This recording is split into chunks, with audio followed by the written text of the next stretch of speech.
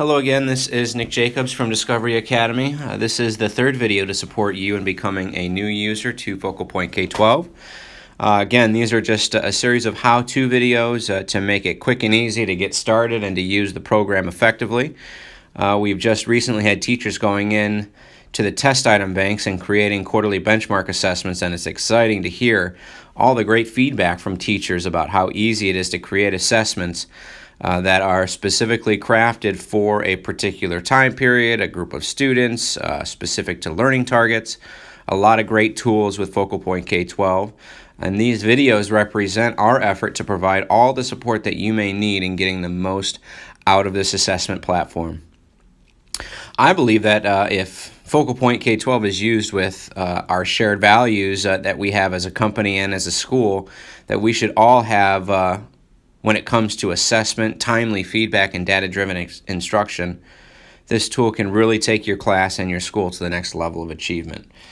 So, up to this point, we have created an assessment in video number 1, and we've assigned that assessment to a particular class of students in video number 2. For this video, I'm going to take you through the 3 ways a student can take assessments.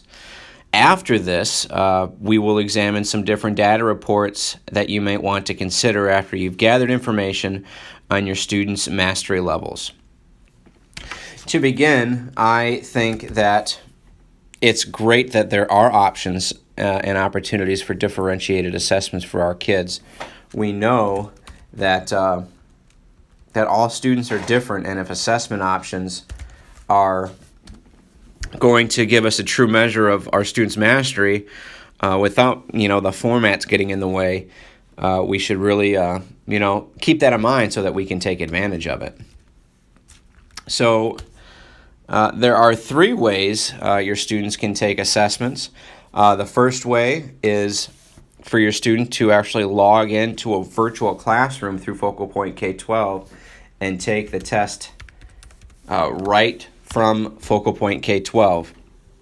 The second way a student can take an assessment is through the token method, where your students are given a specific URL that they can punch in, and it'll take them right to the testing page, so it avoids the Focal Point K12 login need.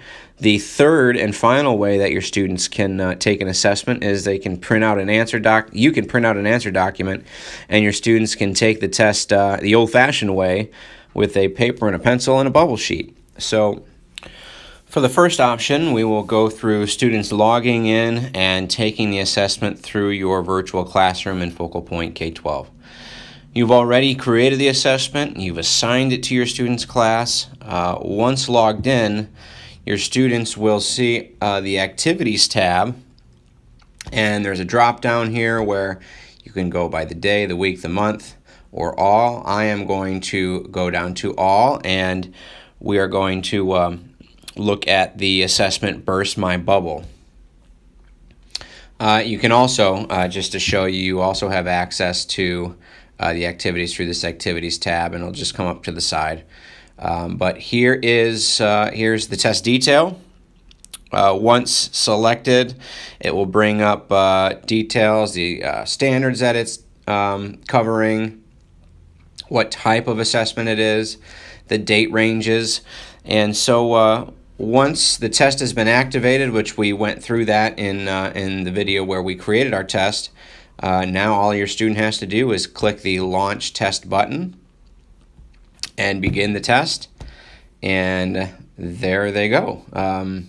So that is the first method a students can take a test. Again, once your students log in, they get used to the platform, they're comfortable using Focal Point K12. I think that this would be the preferable method for your students to take an assessment, just because there's so many other tools. You see this resource tab here. There's a lot of things that you can use Focal Point K12 for. So again, this would be the preferable way to work your students towards getting them in Focal Point K12. I am now going to log out so that I can show you the second two methods, which is, again, using the token method and then using the old-fashioned way with paper, pencil, and a bubble sheet. So, again, the second option is for students to take the assessment through the token method. To administer an assessment in Focal Point K-12 using tokens, the teacher will first need to assign a test to the desired course, as we did, and then we go through the activities page. We find Burst My Bubble, and as you can see, there's the test detail again. And if you scroll down, you'll see the students' names on your roster. This dummy class has only 4 students, but as you see here, there's a 6-digit token code for each student. So you take that code and you give your students a URL, and if anybody has ever used Bitly, I created a Bitly URL for this particular token method. It's bit.ly/FP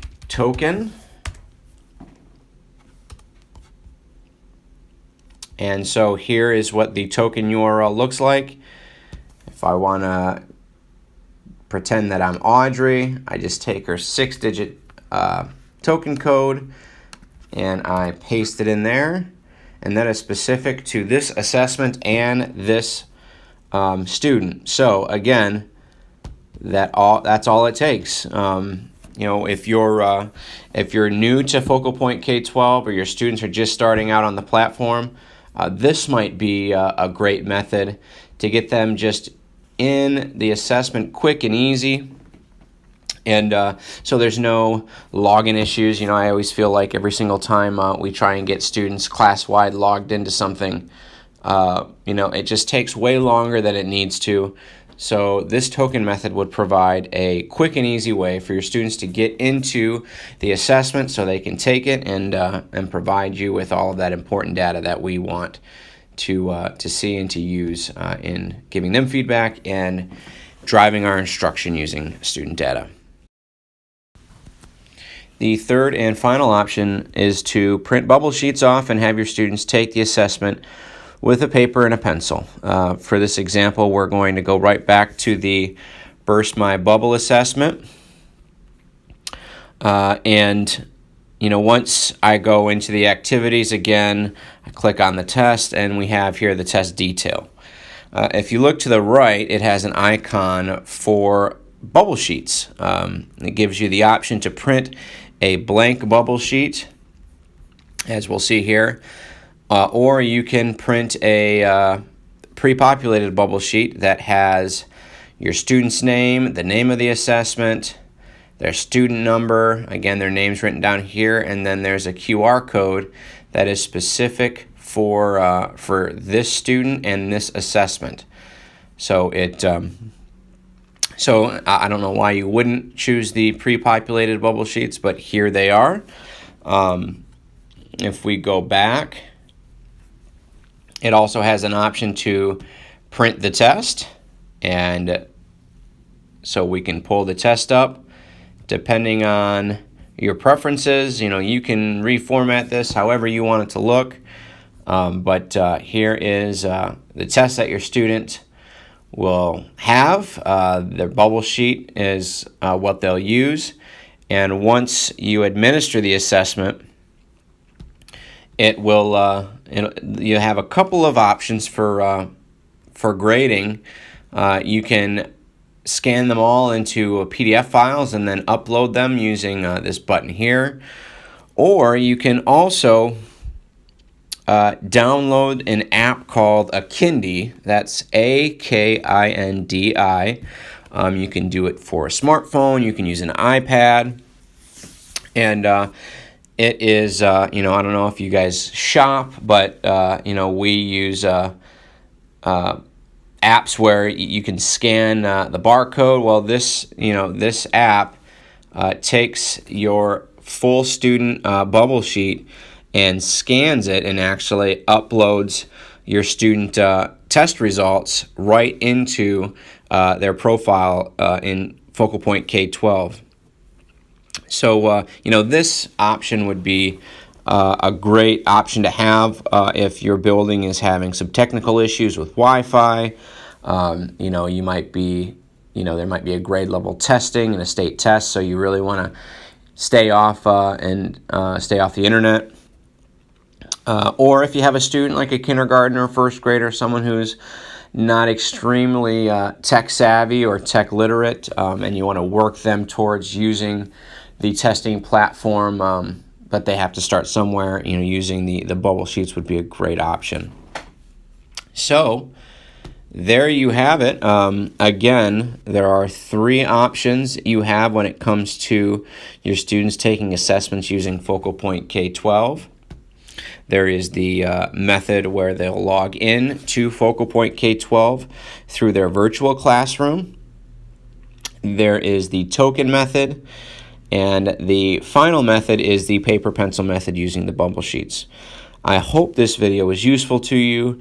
Again, next we'll be looking at an assessment data report or two that we can use through Focal Point K12 so that when we are talking about student data, when we're having those conversations about our instructional strategies and what's working and what's not, you can really use this assessment platform and the data results or reports that they provide to really, again, take your class and your school to the next level. So until next time, I hope everybody has a great day, and we'll see you soon.